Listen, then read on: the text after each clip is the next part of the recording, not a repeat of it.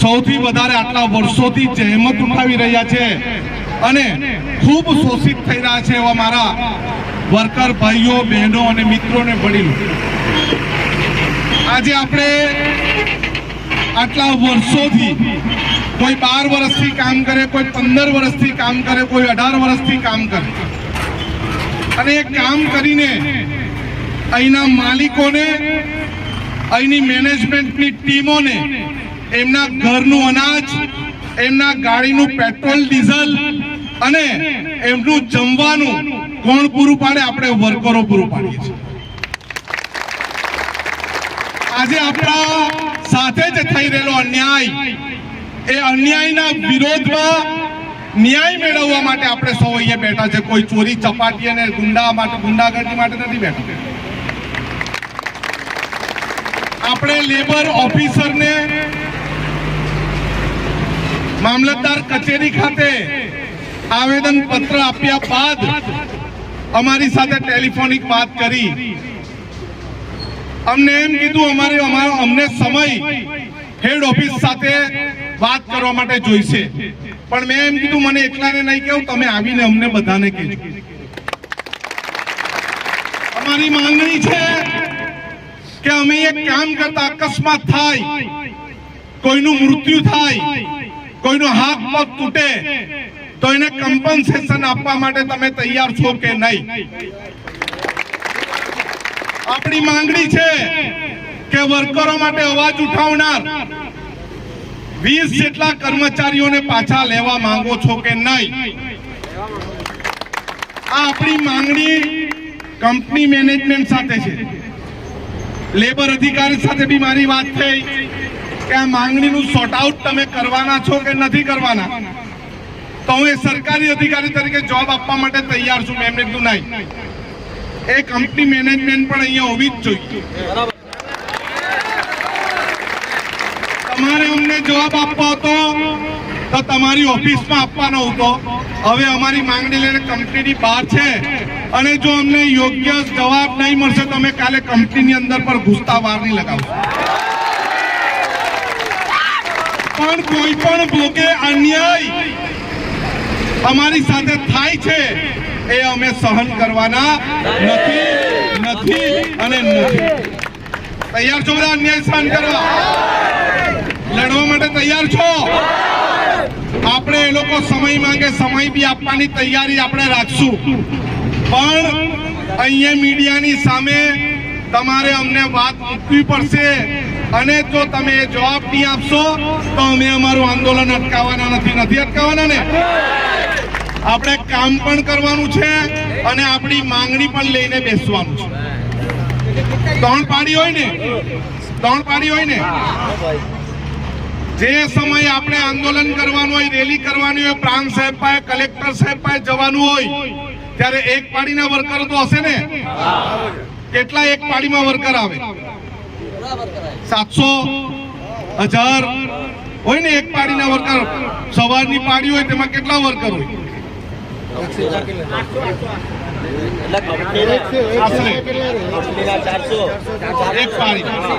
એક પાડીના બી વર્કરો અમારી સાથે આવશે। 25 થી વધારે કંપનીના વર્કરો અમને કીધું કે જે રીતે આલોકમાં થાય છે એવું શોષણ અમારું પણ થાય છે।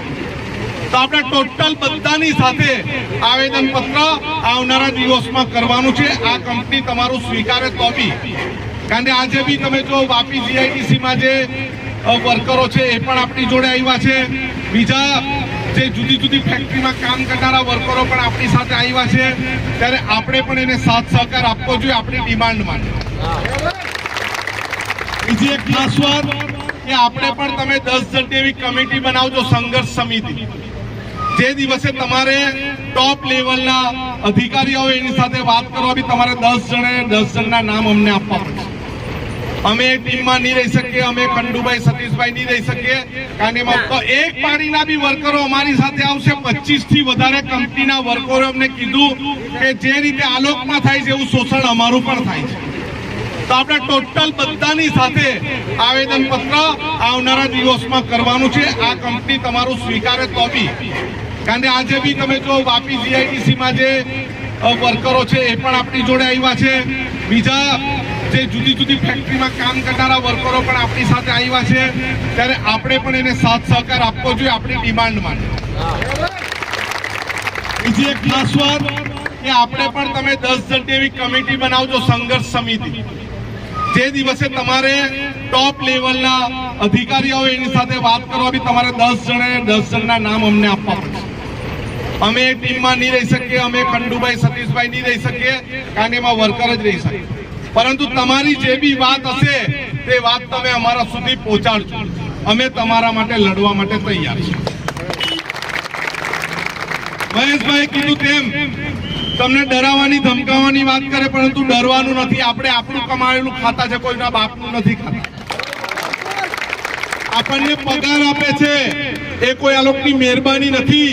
આપણે રાત દિવસ કામ કરીએ, પરસેવો પાડીએ, એ આપણી કમાણીનું આપણે પૈસા લેતા છે, મફતના નથી લેતા.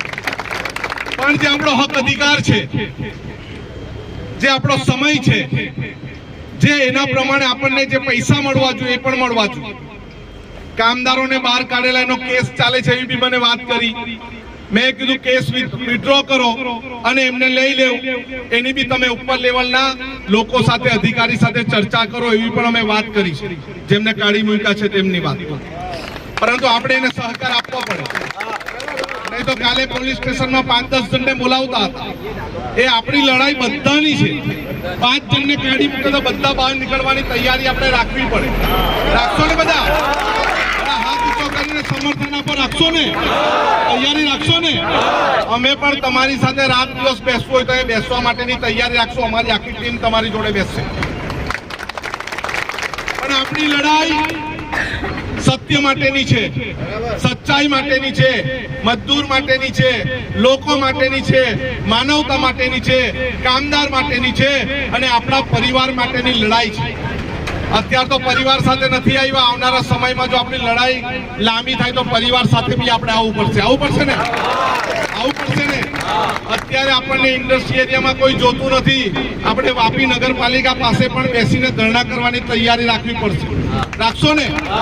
પ્રાંત કચેરીમાં જઈને લડાઈ કરવાની તૈયારી રાખવી પડશે. અમે પાર તાપી આંદોલન, ડેમ હટાવોનું આંદોલન માટે 16 રેલી કરી. 16 રેલી કરી. ત્યારે મુખ્યમંત્રી સુરત આવીને કીધું કે ભાઈ આ પાર Tapi Narmada river link project, dam project અમે રદ કરીએ છીએ. એટલે લડાઈ હંમેશા લાંબી હોય છે. તરત કોઈને કંઈ મળતું નથી. ડાંગર પકાવીએ છીએ આપણે, એને પાકતા બી 90 દિવસ લાગે. કેટલા? 3 મહિના લાગે. એટલે આપણી લડાઈ લાંબી ચાલવી હોય તો આપણે લાંબી ચલાવશું. મેનેજમેન્ટ નહીં સાંભળશે તો મેનેજમેન્ટને ઘૂંટણે પાડતા અમને આવડે છે. પણ આપણા વચ્ચેની એકતા રાખવી પડશે. કદાચ કોન્ટ્રાક્ટના કર્મચારીઓ નહીં આવ્યા હોય, એમને કદાચ ડરાવ્યા ધમકાવ્યા હોય તો પણ કઈ વાંધો નહીં. અમે તમારી સાથે છે, તમે ચિંતા નહીં કરતા. પરંતુ અમારી લડાઈમાં તમે નહીં આવશે. જ્યારે તમને એજન્સી વાળા પૈસા નહીં આવશે આપે ને, ત્યારે અમે તમારી સાથે કેવું એવી તમારે કહેવાનું. આપણે કોઈને નુકસાન કરવા નથી આવ્યા. આપણે કોઈની પાસે ભીખનું માંગવા નથી આવ્યા. આપણે આપણા હકનું માંગવા આવ્યા છે અને એ હકનું નહીં મળે ત્યાં સુધી આપણે આપણું આંદોલન ચાલુ રાખશું. જે લેબર ઓફિસર ગયા છે એમણે મને કીધું, મેં કહું અમારા આ મુદ્દા છે, એ મુદ્દા બહાર આવીને વાત કરશો ત્યારે અમારું આંદોલન ટોપી લેશું. આપણને બધાને જે રીતનું આ માર્ગદર્શન આપે એ રીતનું આપણે કરવાનું છે. આજે આ છેલ્લો દિવસ નથી લડાઈનો, સાંભળી લેજો. આ તો હજુ ટ્રેલર છે, પિક્ચર તો હજુ. આપણી લડાઈના આજે શ્રી ગણેશ છે, એ પૂરું કરવાનું ક્યારે આપણું કામ છે અને આપણે કરશું. જ્યાં સુધી મેનેજમેન્ટ આપણી પાસે સમય માંગે, સહયોગ માંગે, ત્યાં સુધી આપણે આપવાની તૈયારી રાખશું. તમારામાંથી 10 જણના નામ આપજો. એ નામ અમે મેનેજમેન્ટને આપશું કે આમની સાથે હાયર ઓથોરિટીની ચર્ચા કરવાની. તો 15 દિવસ પછી પાછા આપણે તૈયારી રાખવાની. તૈયાર છો બધા? તૈયાર છો? તૈયાર છો ને? તૈયાર છો ને?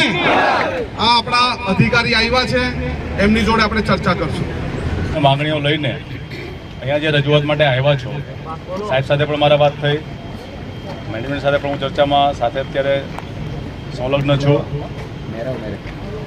તો સાહેબ મારી એટલી જ રિક્વેસ્ટ છે કે જે કંપનીના વર્કરો છે એમાંથી 5-7 પ્રતિનિધિઓ તમારી જે પણ માંગણીઓ છે એ લઈને તમે મારી સાથે આવો.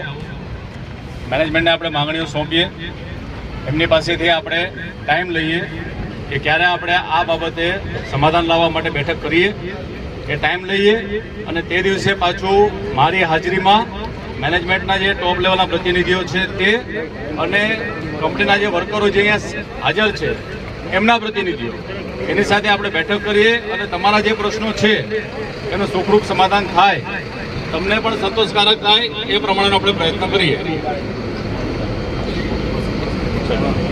ટાઈમ નહીં મળે. આપણે મારી વાત સાંભળો. 4 વર્ષ આપ્યા ત્યારે હું નહીં હતો. 4 વર્ષ મારી વાત સાંભળો. તમારામાંથી 7 જણા ટોપ મેનેજમેન્ટ સાથે વાત કરવાની તૈયારી રાખવી પડશે. તમારી માંગણી બહુ સારી છે, તમે બધી જગ્યાએ નીચવાઈને આવેલા છે. 4 વર્ષમાં મેં તો કોઈ દિવસ આવ્યો નથી.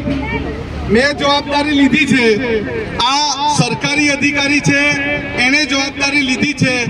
ટાઈમ લિમિટ માંગે એ આપણે આપવું પડે અને એ ટાઈમ લિમિટ જો તમે આપવા તૈયાર નહીં હોય, મારી વાત સાંભળો, તમે ટાઈમ લિમિટ આપવા માટે તૈયાર નહીં હોય તો આનું પરિણામ મળી શકે નહીં. જો પરિણામ એટલા દિવસની લડાઈમાં આનંદ પટેલ નહીં હતા, આનંદ પટેલ એટલા દિવસની લડાઈમાં તમારી સાથે કોઈ લેબર અધિકારી પાસે આવ્યું, કોઈ ધારાસભ્ય આવ્યું, કોઈ મંત્રી આવ્યા, કોઈ સાંસદ આવ્યા, તો અમે આવતા છે ત્યારે અમારી વાત તમારે સાંભળવી પડે. એ આગળ બી ડુમલાઓ આપણે મળ્યા ત્યારે આપણે વાત કરેલી. આ કઈ મારી પાસે જાદુઈ છડી નથી કે મેં ફેરવી દીધી ને આ લોકો કંપની બદલાઈ ગઈ. આપણે સંવિધાન કાયદામાં રહી. આ કોઈ દિવસ અધિકારી રોડ પર આવીને વાત નહીં કરે. એટલે આપણે મેનેજમેન્ટનું નથી સાંભળવાનું, આપણે સરકારી અધિકારીનું સાંભળવાનું છે અને તમારી વચ્ચે આવેલા એક ધારાસભ્યનું સાંભળવાનું છે. અને આનંદ પટેલ કઈ આજે મારી નથી જવાનો. બહુ જાડી ચામડીનો છું. પાછો આવા આ જ જગ્યા આવા. હમણે તો રસ્તો ચાલુ રાખેલો છે, ભાઈ રસ્તો બંધ કરતા બી અમને આવડે. આપણા માટે જ્યારે એક અધિકારી જઈને જાતે સાથે બેસીને વાત કરતા હોય તો વાત સાંભળવાની આપણામાં તાકાત બી હોવી જોઈએ, ફરજ પણ છે. મેં તમને કીધું કે એમ ડાંગર નાખીએ ને, મારા ઘરનું હોય કે મેનેજમેન્ટનું હોય, એને જમીનમાં નાખવું પડે. એને વરસાદ જોઈએ, એને ખાતર જોઈએ, એને તડકો જોઈએ તો જ ઉગે. એ ઘરમાં મૂકી રાખે 4 વર્ષથી છે, ઉગ્યું જ નહીં તો ભાઈ જમીનમાં તો આજે નાખ્યું. વાત સાચી છે ને? એટલે સમય આપણે આપવો જ પડે. આટલું તમારે ગાંઠ બાંધો, બરાબર? હવે તમારામાંથી જેટલા 4 થી 5 જણા આવે મારી સાથે. સાંભળો, અત્યારે 4 થી 5 જણા એ લોકો સાથે મારે જવાનું છે.